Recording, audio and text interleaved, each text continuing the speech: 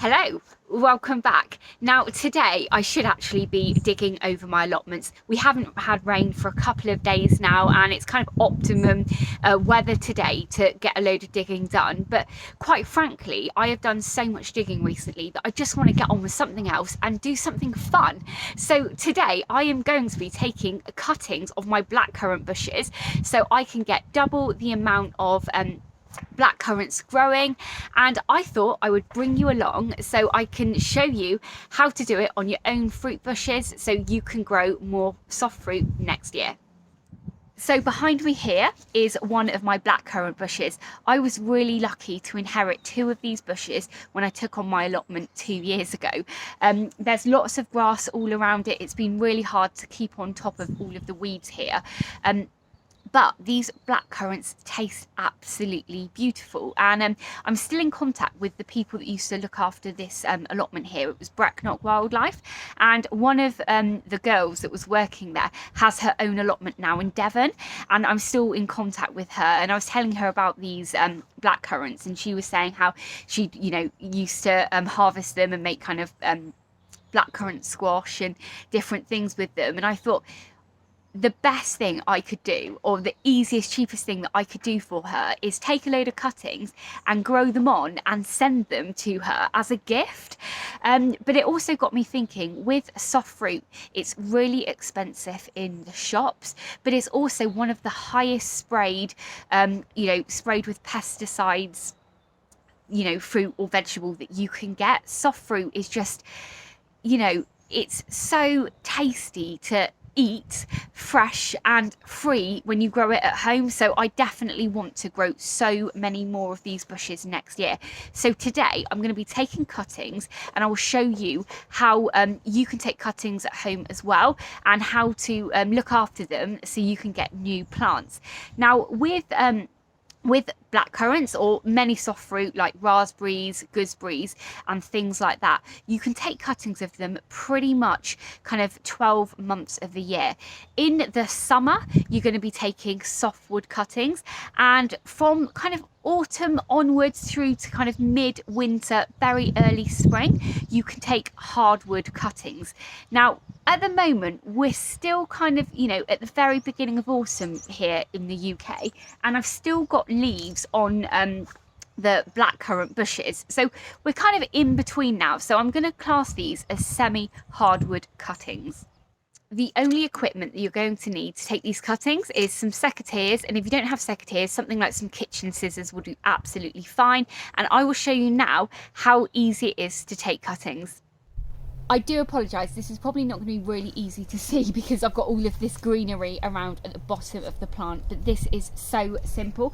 All you need to do is just kind of follow one of the stems right back to the ground and then just snip it off.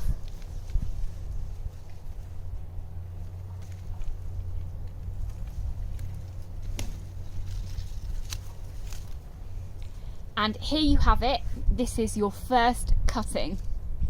That is stage one done. How easy was that?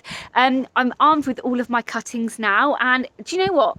When I was cutting them, I actually smelt blackcurrant. How cool is that? But anyway, we're going to head home now, where I'm going to show you stage two.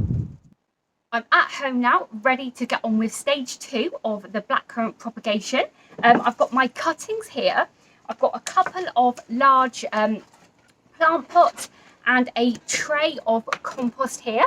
So I can't believe we're midway through October now and the weather is absolutely beautiful, and it's so warm up here on my patio garden.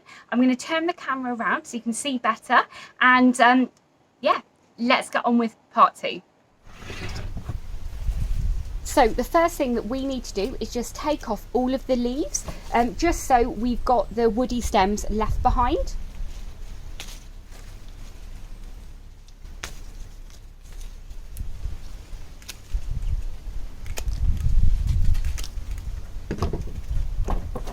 So that is done now, and we're left with all of these lovely woody sticks. I'm just going to get rid of these on my compost pile. And the next step is we want to cut all of these pieces into about kind of 5-inch pieces, just like this. So now we have all of our cuttings. I wouldn't get too kind of caught up on exactly how long they are. As long as they're kind of around about this kind of size, then it should be absolutely fine. We've got loads here, so we're definitely going to be getting lots of new plants. So we are almost done now. All we need to do is just fill up our plant pots with some lovely compost. I've got some peat-free compost here left over from the summer, but if you haven't got this, you can just use normal dirt or topsoil from the garden. It really doesn't matter.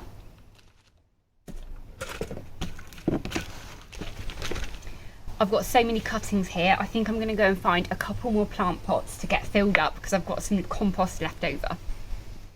So we've got our cuttings here, we've got our plant pots, and this is just so simple now.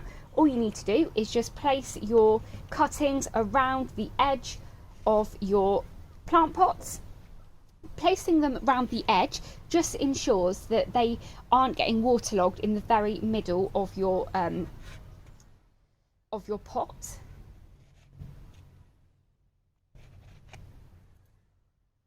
Now at this stage, a lot of people would use something called rooting hormone. It's where you dip the very end of the cutting into a hormone that will promote it to root quickly. Now I don't have any of that, and it probably does work very well, but my thinking is if I put loads of cuttings in, some of them will take, and I haven't had to spend any money on any rooting hormones, but you can get some really good organic ones now, so I will put a link to that below in the description for you in case you're interested in buying some of those.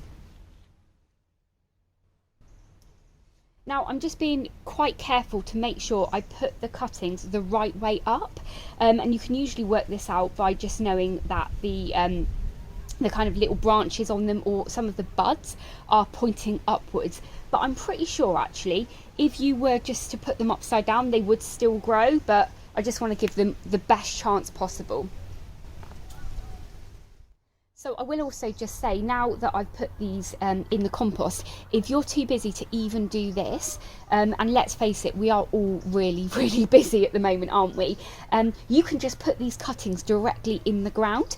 When I left the allotment earlier, I just got 6 of these and I stuffed 3 in one area and 3 in another. Hopefully they will also root, and let's face it, you have had to do pretty much absolutely nothing with those ones.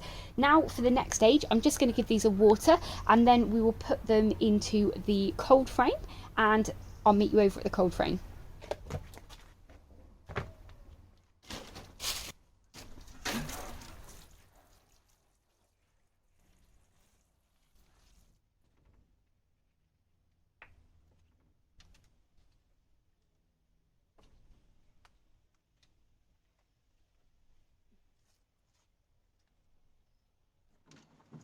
So there you go.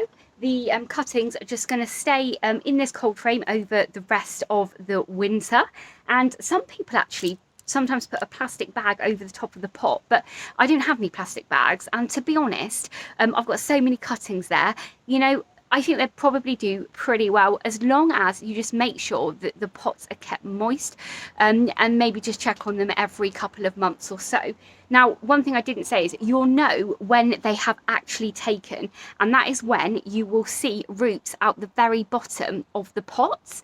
And also if you give them like a small little tug upwards, you'll feel kind of a little bit of a resistance. But we will keep these going now in the cold frame all winter, and then early spring these will be ready to pot up and grow on a little bit so we can put them out in the allotment. And this is so exciting, isn't it? Getting free fruit plants is just the best thing ever, and hopefully I can share some of these with my friends too.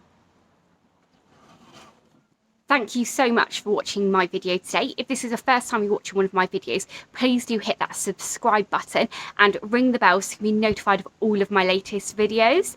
YouTube have some videos up on the screen now that they think you'll like, so please go ahead and watch those, and I will catch up with you in the next episode. Bye!